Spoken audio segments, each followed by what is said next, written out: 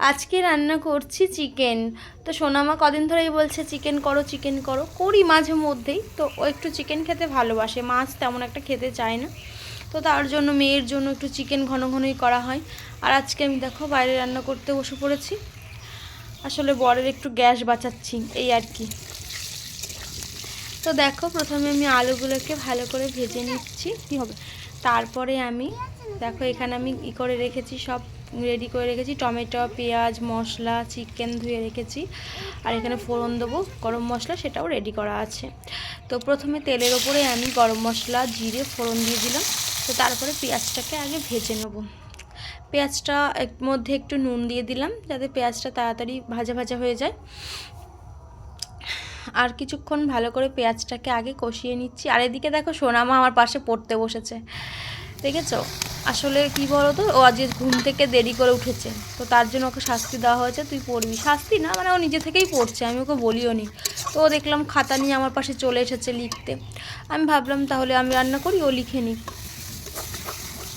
আর এদিকে দেখো মশলাগুলো দিয়ে বেশ কিছুক্ষণ মশলাটাকে আগে বেশ কষিয়ে নিয়েছি, তারপরে আমি চিকেনগুলোকে দিয়ে দিচ্ছি। আর এদিকে আগুনটা এত দাউ দাউ করে জ্বলে উঠেছে কি বলবো, মানে চিকেন মনে ধরে যাচ্ছে, এত আগুন হয়েছে।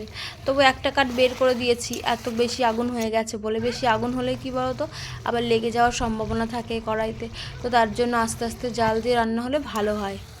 তো একটা কাঠ বের করে দিয়েছি, আর একটা কাঠ দিয়ে আস্তে আস্তে মাংসটাকে ভালো করে কষিয়ে নিচ্ছি। তো আমার মতো এভাবে কি চিকেন রান্না করো? আমার মা আমার জন্য মাংস কষানো নিচ্ছে, এক পিস দিয়েও দিচ্ছে অলরেডি। ওই যে বাড়িতে দিয়ে দিচ্ছ, দেখতেই পাচ্ছেন বাটিটা। ভিডিওটা কিন্তু আমার সোনামা করেছে, আর ভয়েসটাও কিন্তু ও দিয়েছে, শুনতেই পেলে তোমরা। দেখেছো কত পাকা, মানে ভয়েস দিতে এখন ভালো শিখে গেছে, এখন আর শিখিয়ে দিতে হয় না, একা একাই বলতে পারে। আর এদিকে দেখো আমার চিকেনটা হয়ে গেছে, আমি বেশ কিছুক্ষণ মানে আস্তে আস্তে জাল দিয়ে বসিয়েছিলাম চিকেনটা, ঢেকে রেখেছিলাম। আর এদিকে দেখো আমার চিকেনটা রেডি। আর চিকেনটা কিন্তু যেমন দেখতে হয়েছে তেমনি খেতেও দুর্দান্ত হয়েছে। আমার মেয়ে তো কষা খাচ্ছে আর বলছে মা আজকে চিকেনটা না হেভি হয়েছে। ও কষা খাবে বলে আমার পাশে বসে আছে বাটি নিয়ে।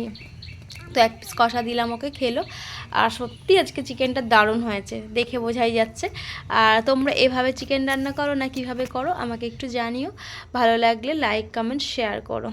আজকের মতো টাটা।